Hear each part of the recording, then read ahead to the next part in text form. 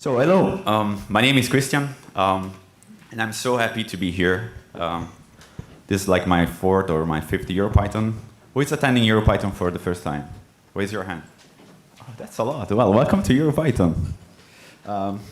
Who is also vegetarian or vegan here? Okay, we can do better. So, do you know this guy? It's really famous. So this guy is Mark Andreessen. He's a venture capitalist in San Francisco. He's one of the most famous ones. He's also the co-author of Mosaic, the first browser, and is also the co-founder of Netscape. And a couple of years ago, he wrote a really interesting article on the Wall Street Journal with the title, "Why Software is Eating the World." This is the blog post, this is the article on the Wall Street Journal. It's really interesting. And the article tried to explain why software is reshaping the world and also changing our lives at the same time. But today I would like to take this sentence and rephrase it a bit. So, can software feed the world? But before answering this question, I have another one. Why should we bother? So does anyone know today's world population? By any chance? 6? Sorry? 7? Okay. It's 7.7 billion. And by 2015? Sorry, 2050? Oh, not 20. I mean, that would be really a lot. It's 9.8 billion. This is like the forecast from the United Nations. And 9.8 billion, it's a huge number. I mean, it will put a lot of pressure on our ecosystem as a world. And to feed the world population by 2050, we need to increase crops production by at least 25 or 70%, which is almost impossible. But, I mean, that's not the only big change. What about people living in urban areas? What part of the world population is living in urban areas right now? Well, that number today is 53%, and also by 2050, it will reach 68%. So the majority of the world population will live in big agglomerate in big cities with more than, I don't know, 10 million people.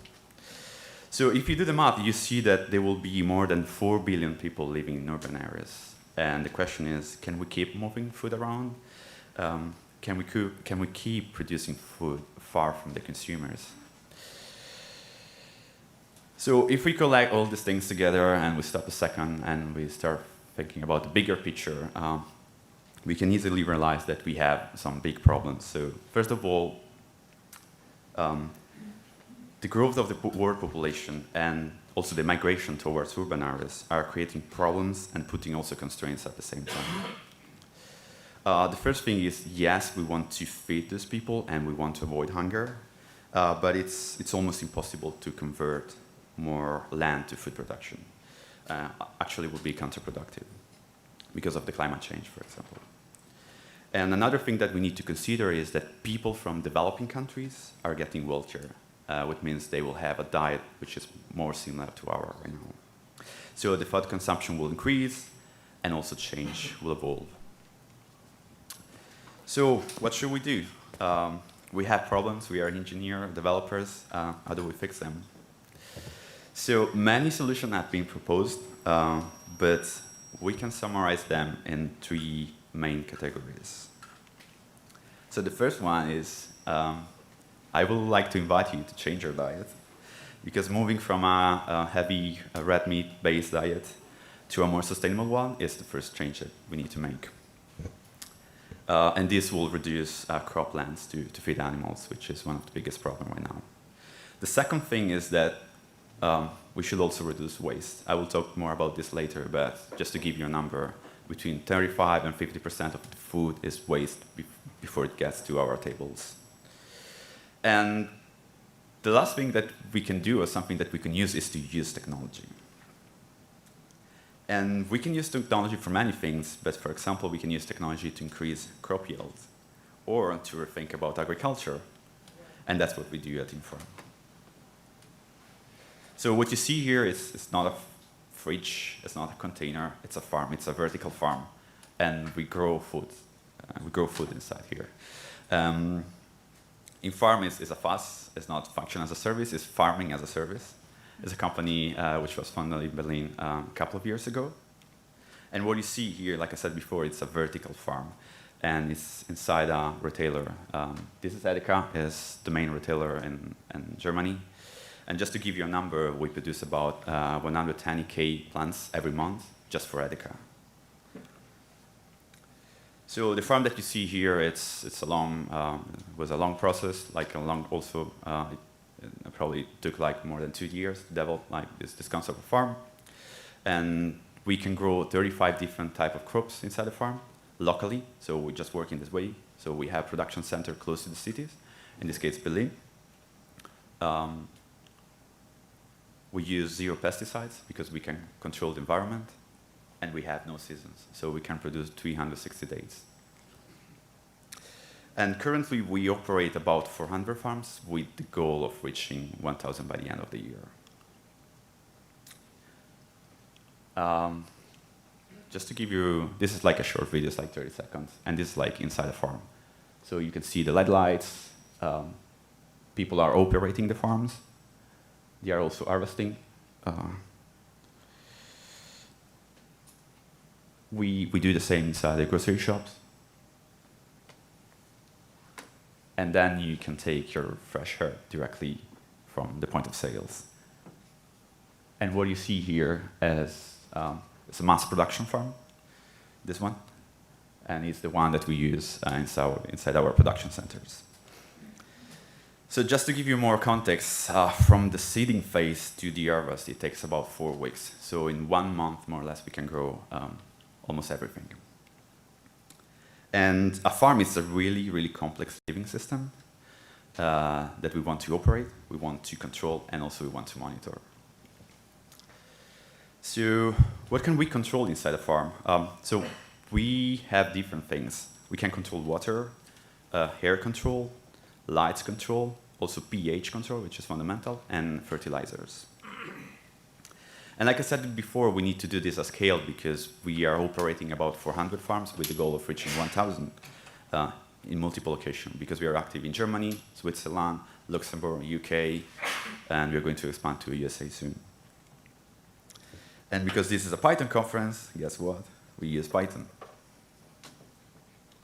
So as a software team, we have about 4 areas of focus. We have what we call operation, which is managing people doing their kind of operation on the farms. Then we have farm control, monitoring and alerting, and the new one, the last pillar, is called plants quality. So operation are all the activities related to seeding, planting, harvesting, maintenance, and it's the labor-intensive part of managing a farm. Farm control is, like I said, they are IoT device, so we have a configuration that we need to apply to each farm because we want to control different parameters. We want to control the lights, we want to control the water level, and a collection of these parameters is what we call recipe. So a recipe is something that we apply to a farm, is a set of configuration, and we use a provider that's called Particle, and we communicate with their API, and we send the configuration to the farms. Monitoring and alerting, it's really interesting. A farm under the hood is a really complex IoT system, also expensive, and we constantly receive events and data coming from the farms. So for example, if there is no water, that's a huge problem. Is the pH too high? That's also a big problem. So monitoring and alerting is a fundamental part of our company right now. We have like a monitoring room. And we have this new pillar which is called plants quality. And the idea is to use data science and artificial intelligence to increase crops quality and yield. So now I want to talk a bit more about the past of Infarm. So when we started, we thought about building a product for home consumers. So as a consumer, you can buy our small farm, and you can bring the farm to your place, and you can just grow things inside your apartment. But in the last like 12 months, the scope of the company changed completely, so we had to pivot, and from business to consumer, we changed it to business to business. So the software that we built had to change it as well. So initially, we had a really small team. The software team was less than 5 people. We started with a Flask application with a big monolith. All the business logic related to operation, farm control, and monitoring and alerting were inside this Flask application. And for job scheduling, we heavily rely on Salary. And as soon as our business model changed, we started having issues. We had scalability issues. We had too many unmaintained dependencies. Especially, I mean, Flask is really nice, but as soon as you try to transform it to more Django application, you start to rely on too many external dependencies. Another thing is because we are a startup and we are still trying to understand what is our real business model. We had like an improper leaky abstraction on top of our business model.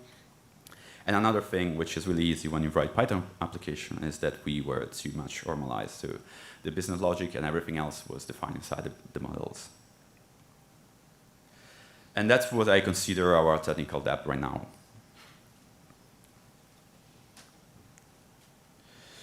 So as we start to grow, one of the things that we have seen was the application wasn't providing us the right flexibility, especially because we're growing and we want to be more flexible.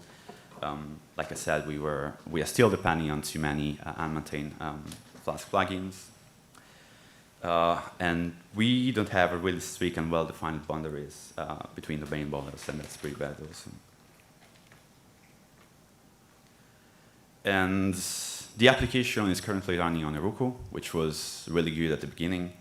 But we started to see that the lack of running on containers was a problem because we couldn't make like each build really reproducible. Heroku is really nice. It's also really expensive and not really flexible. So it's super okay if you just want to run your application from GitHub, but as soon as you have more complex like use cases and you want to be more flexible, that's painful. And also, I joined like the company at the beginning of the year, and we had like no metrics, no logs. So every time that you wanted to debug something was really painful.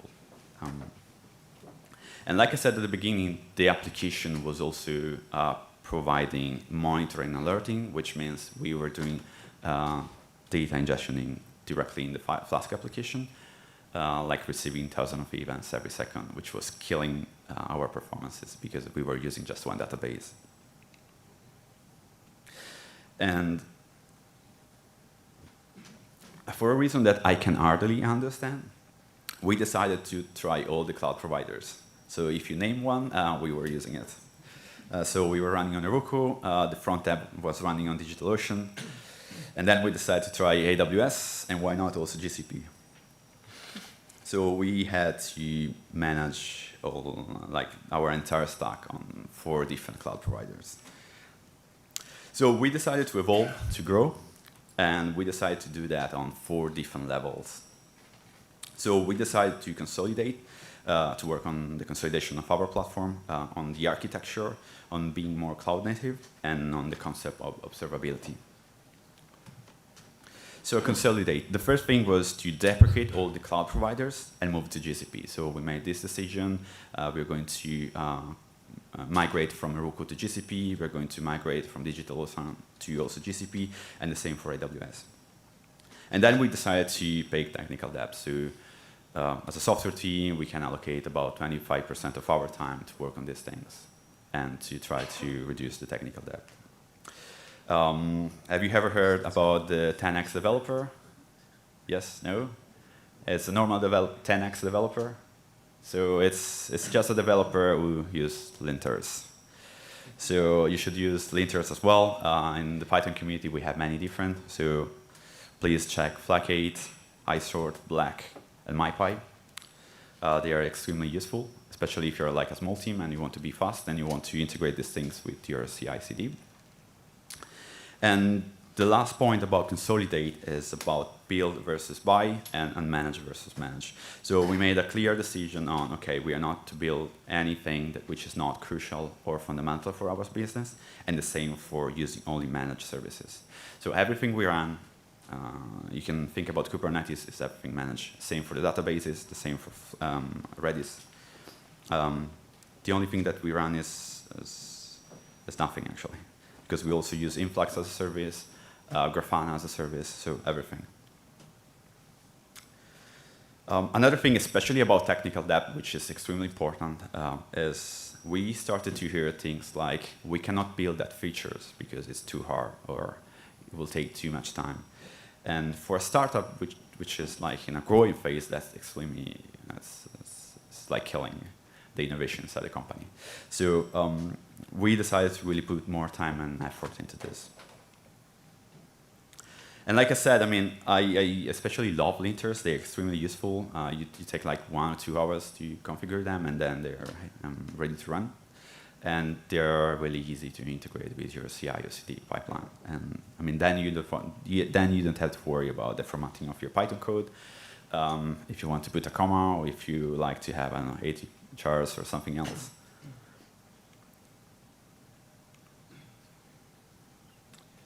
And the next point is about architecture. So we started with a monolith application, and we started to realize that it was extremely hard to work on this application. It was too big, too hard. You started to have silos. One of the next step that we want to achieve inside Infarm is to move from a service-oriented to move from a monolith application to a service-oriented architecture.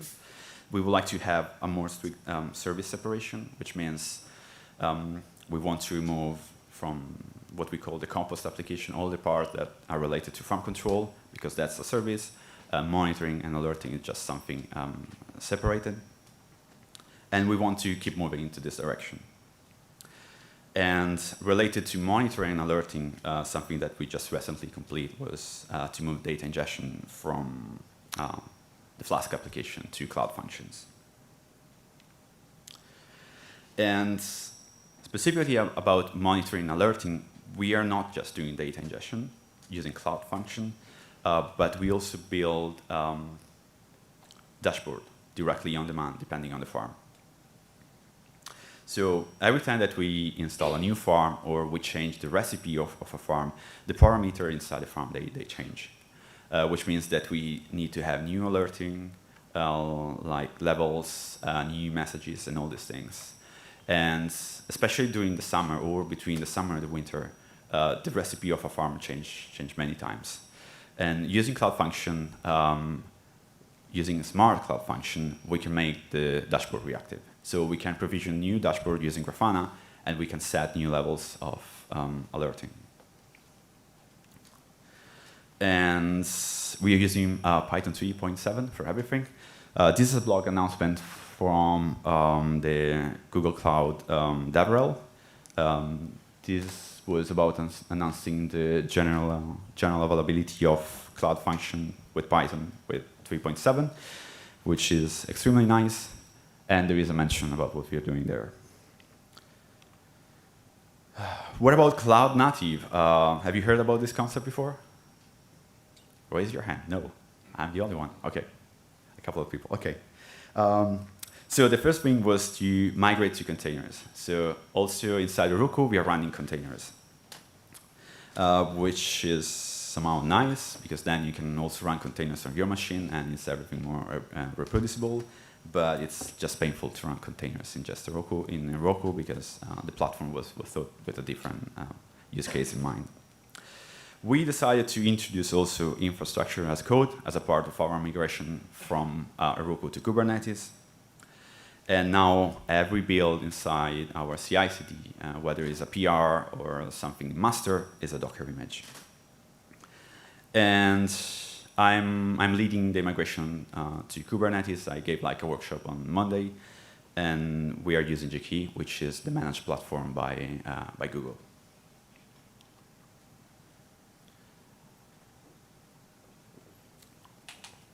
So what about observability? Have you heard about this concept before? Yesterday, okay, yes. So we decided to adopt struct log. I think Einek is giving a talk about this in another room. Is the maintainer core developer. It's extremely cool. Also, we start having metrics, which means finally we know how many 400x errors we receive, and we can be more proactive. And another thing is that when you use struct log, you can add like context to your logs, which means you can introspect your application in a proper way, and you can know. I mean, you will be able to know what is happening also in production, and it's something completely different at the end. So the first step was to augment our logs using struct log. The next step, like I said before, is to have meaningful metrics, and currently it's something we're working on. It will be related to, could be related to answering like simple question, like the number of error that you get on your load balancer, but also something more like related to the number of queries that you get or the speed of your queries. And this is extremely important, otherwise you will feel like blind about your application. And because we are running inside GCP, we don't plan to run like anything. We will use Stackdriver, which is the logging and metric platform offered by Google. The integration with Kubernetes is amazing, actually. You get everything for free. I mean, it's everything already set. And it's well integrated with if you use struct log or if you use metrics, and all the information, all the metrics and logs from your Kubernetes cluster, they will get directly there. So the future of our software will be more microservices. We plan to complete the migration to Kubernetes by the end of the year, and we will have a bit better and bigger focus on data. So what do I mean by data? I mean, yes, we can start talking about the hype about artificial intelligence, but there are really two things we are working on at Infarm. One is fully automated farms, which means removing all the human labor work. So if you remember the movie Matrix with all the machine, yes, working on humans, we will do the same, but with plants. And the last thing is, currently we're using Particle. It's a small micro device, which is not really powerful, but was convenient at the beginning. And the plan is to have, in the future, in the farms, edge computing, which means you need to run a computer inside the farm, because we want to run machine learning algorithms there. And the goal is to have fully automated farm with fully autonomous farm, and each farm will be able to decide which is the best recipe. I want to have a more tasty basil. What should I do? So we want to reduce the human control over the farms and to make them more smart. Also, because like I said at the beginning, we are using 0 pesticides, which is really nice, but it's painful. Because there are many diseases which are already, like, they are not a problem anymore. But as soon as you start not using pesticides anymore, you will get like 50% of your plants can easily die. Especially because many of the diseases are just brought by humans. So if we reduce also the quantity of human labors, we will also reduce this problem.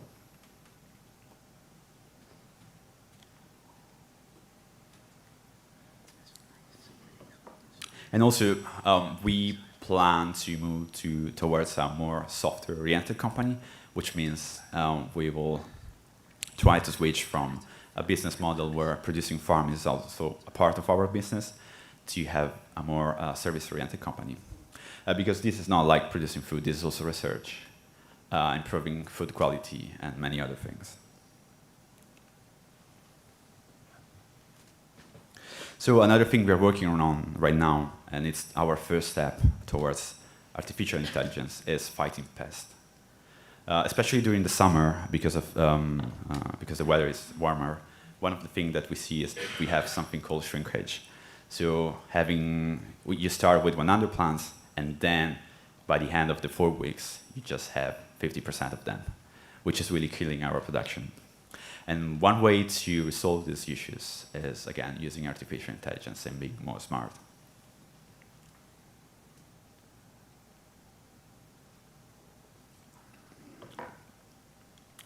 Cool. So thanks. That's everything I had. If you live in Berlin, we are hiring, and I'm happy to take questions.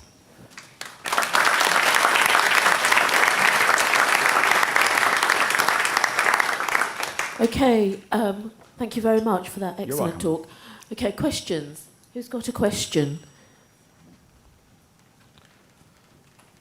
I have a question about energy consumption. If you grow your vegetables outside, you get the sun for free. Here you have to put energy. Did you have some kind of balance how much energy you use compared to taking a tractor and going to the field? Yeah, so yes, that's a good question. It's hard to say because on our side we can control everything, but it's if you control if you take into consideration everything, we are much more efficient because we can reuse the water, for example. Energy is not really a problem because, especially in Germany, you can use wind energy, solar energy, so it's more or less for free from the climate change perspective. But for example, we don't have fuel consume because we don't move too much compared to traditional farming. So yes, so far the output is really good from that perspective. Thank you. Thank you. Good talk. So you basically showed the history of organic growth of startup from technical perspective. And the question is, if you started it today, what would be your main decision changes? Like, would you start from Kubernetes? Would you start from microservices, etc.? And the second question is, no pesticides is good, but what about taste? Do you have taste metrics or something like that? Thank you. Okay, so to answer the first question, what would I change from a technical perspective if I would go back? Everything is easier if you consider this, no? We will make many different decisions probably. We will probably use Django directly and not using Flask. We will avoid using Heroku, and we will use a different platform. We will be containerized since the beginning. So yeah, many things that will be different. And what was the second question, sorry? Taste. Okay, I'm from Italy, and I know something about food taste. Trust me, I tried the best herbs ever there. Because the taste of the herbs is connected to their freshness, and if you remember the video, they still have the roots. So when you buy them from the grocery shop, they are fresh, but fresh. They're still alive. So they're super tasty, not just by the taste, but also by the smell. So it's the best quality that you can have, probably. Next. Two small questions. First one is, whether you chose to go with hydroponics or some sort of artificial soil. Uh-huh. And the second one is whether you think you'll be able to match the nutrient density of using organic farming, with artificial solutions. Okay. So, what you have seen here is hydroponic system. We plan to migrate to aeroponics, which is different, but there is no soil inside. There is just water, and we use the water as a ground to grow the plants. One interesting thing is that we are not bio, because by definition we don't have soil, so we cannot define ourselves like a bioproduct, although we don't use pesticides and all these things. So we also need to build a new marketing model for our customers. So to answer your question, yes, we plan to increase and to work more on quality, and currently we're using an hydroponic system, but the future, especially for the fully automated farm, is to be aeroponic. You mean?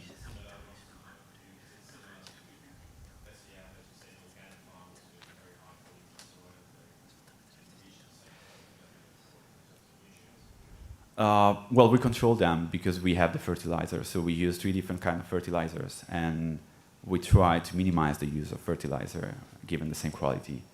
So I cannot really compare with the organic farms. Hi. Yeah, it's so awesome to see people not just doing another app, but something real. Thank you. In the start of the talk, you promised to feed the world, and you cannot do it with just basil, right? You want tomatoes, you want potatoes, wheat. What about real crops? So it's really up to you. As soon as you have a system which works, then it's really up to your fantasy. If you have the system, you can grow pretty much wherever you want. Like we use herbs because they are more sustainable from an economic perspective. They're easy to be sold to grocery shops, and they are more expensive. So at this phase of our business is the best way. But there are like companies, for example, in Paris, they are growing strawberries inside containers. So it's really up to you. Next question.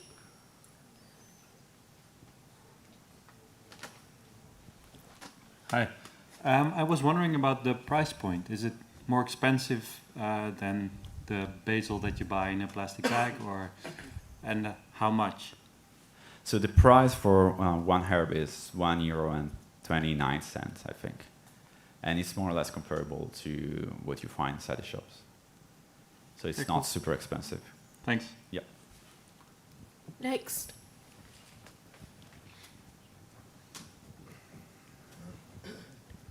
Thank you. If we wanna implement your farm in another country, for instance in Yemen or this kind of country, can you give us your technical requirement? Sorry? Can you give us your requirement, your technical requirement for implement this kind of farm in not a developed country? What do you mean, technical requirement from which perspective? If you wanna just pop up this kind of farm. It's completely separated from your environment. So as long as you have water and electricity, I mean, you have the fertilizer and the pH controls, then you can put it wherever you want, like ESS station on, I don't know, Antarctica, or really, as long, I mean, you also need to control the temperature and all these things, but it's really unrelated to the place. So you can use the same, and you can use and apply the same strategy to different places. Hi, yeah, thanks for the talk. I was just wondering, you started by talking about how you're trying to solve world hunger because there's more and more people, and you ended by describing your company in a dystopian way, comparing it to the Matrix, which seems kind of weird to me. Sorry? Compared to? Yeah, comparing it to the Matrix, which is not necessarily a great example, I think. So I was just wondering, when you're cutting, like one of your goals right now is automating and cutting people off from the production, when we're going to double in size of population, is that really a good goal, or what do you think about it? You mean because then we will have unemployed people? Maybe. Yeah, but I don't know. To me, that's like a false problem, because we saw the same before. So the technical revolution, the industrial revolution, they are also happening right now. So you will just get new kind of jobs. You also need to control the farms, operate the farms, maintaining the farms. So sure, but I don't think it's like a problem at the end. I was wondering if you throw in a bunch of insects in your farms for pollination. Do you do this kind of stuff? For pollination? Yeah. No. But to fight diseases, yes. To fight diseases, we use bugs. Hi. Hello, thanks for a great talk. I wonder if you're consider like autonomous installations, or your farms must rely on reliable internet connection to your cloud services to monitor, to run actually this farm, or you consider this like autonomous installation? So each farm is more or less autonomous, as long as it has like a configuration inside. It just keeps running the configuration. Of course, you need to have electricity and water, but yes, it can run for like a week or a couple of weeks without like internet connection. I mean, that's also a problem, because then you cannot apply all the monitoring and alerting pipeline, like, okay, water is not there anymore. So they are not really built with the idea of being completely disconnected from internet. Next person. Hey, are you planning to release any of the specifics that are used for the hardware in an open source way, or in a way that people can maybe rebuild or build on top of this or build with this? You're talking specifically about the farms, right? Yeah. Yes, that's one of the ideas that we have also inside the company. Also because our business in the future will not be to build the farms. Hi, very nice talk. My question is regarding all the hardware involved for these farms, and if your company bought some, like, used something out of the box, or if you developed everything. So a farming is expensive, but if you open the bottom container, it's really cheap inside. Like we have many components, but it's something that you can buy, I don't know, in the market. It's not something super high tech. Yeah. Yes. Hello. Hi. You mentioned that you want to save the world. So do you have metrics about the sustainability of such system? Like, because you have to provide lights, and that looks like a lot of energy to grow your plants. So do you have metrics about this? Yes, we have some metrics about this. But when you talk about the sustainability, you mean to produce the farm and then to run the farm, or just run the farm? So we have metrics for both. Actually, I'm not really updated about them. But the thing is, energy will not be really a problem. So there are things that are much more important, like water. I mean, we use like 90% of the water compared to 90% less water compared to normal farms, and that's an issue in many places. Like it's easy to have like low cost or free energy. Water is like limited. Good water is like limited. That's a big issue, and we are much more concerned about using in a proper way water than energy. Another question, going back to your beginning slides, you said we need to increase production by 25%. Yeah. And waste is up to 50%. So if you do the math, if we just reduce waste, we would solve the problem. Yeah, it's the same with the diet. It's just not that easy. I mean, like we know the problems, the solution are there. Apply them is another thing, sadly. But yes, just I mean, there are also many startups working on reducing food waste. But that's the sad reality. Currently, we are not doing our best, and we have different solutions. Hello. Hi. You said that you use AI to control and optimize your external parameters like pH and water. Not yet. That's the future. Okay, that's the future. Yes. And do you plan to do it also for choosing your seeds, or do you plan to do any genes manipulations? No. We don't. So we use OGM. So we don't use like OGM. So from that perspective, it's we don't plan to apply anything to genes or things like this. But inside a farm, we grow different type of crops. So we probably want to use machine learning to find the best combination, because that will also help to fight diseases. So we also need to play in that way. I got a question. Sure. The business looks like amazing for a customer perspective, but you say you change it to B2B. Yes. Why? So if I would love to have one of your farm in my house. So if you go on Kickstarter and you will look for Infarm, you will see the crowdfunding campaign by the funders. They were going around Berlin teaching people how to grow herbs or whatever, tomatoes inside their apartments. And they were going around with a caravan, and they were teaching people. So that's like their soul, but it didn't work. And as soon as they tried to switch to business to business, so they tried to connect with a grocery shop or shopping markets, they had a different feedback. It's just more sustainable. So running a farm inside a grocery shop like Edeka is just marketing. It's not sustainable from a business perspective. You need to have multiple farms together to run them effectively from like money-wise. So yes, there are different companies working also on that, but running a farm it's expensive. Like you have daily operation that you need to perform. So sorry, for now I don't have like a farm to sell you.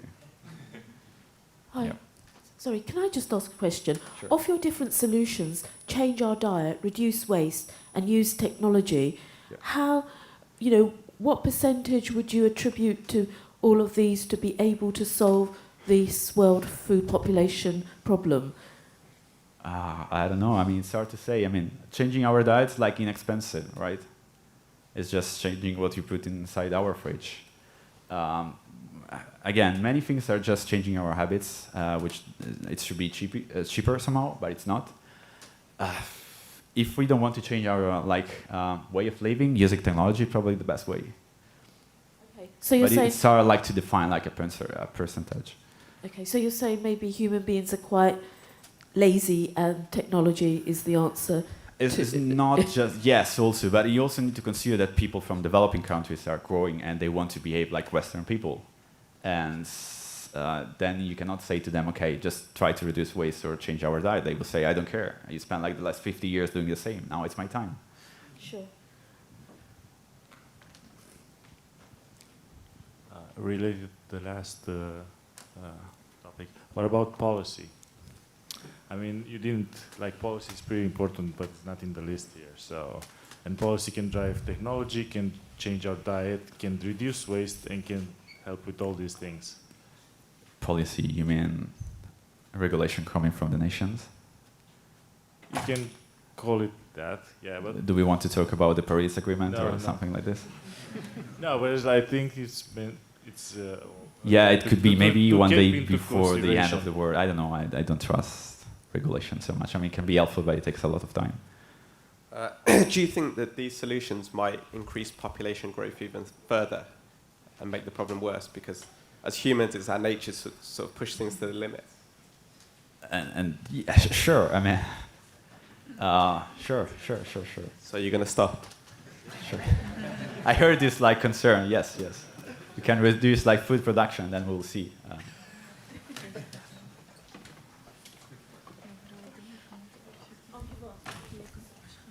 Okay, we've got time for one more question, and so... Hi. I have a last question about, well, going back to the tooling, a bit more Pythonic. So you mentioned that you moved to using more linters, for instance. And in that sense, did you start from scratch, or did you enhance what you had? And if so, what was basically what would be your best practice and how to go for that? And if you didn't fall into the fallacy of pleasing the linters too much, because in the end you want to have like all green. I do like to have all green, actually. So it's also pleasing myself. But so I wasn't at the company at the time, but from what I heard, yes, they did all this part with the linters, considering the whole code base. So someone spent like a week or maybe two and applied the linters until everything was green. If you have a very large code base, probably it's not the best practice. Maybe you can just apply the linters to the new changes. That's a way. But I think that in our case, the changes weren't so big and it was okay. Okay, thank you very much. Can you please give a warm round of applause to Christian?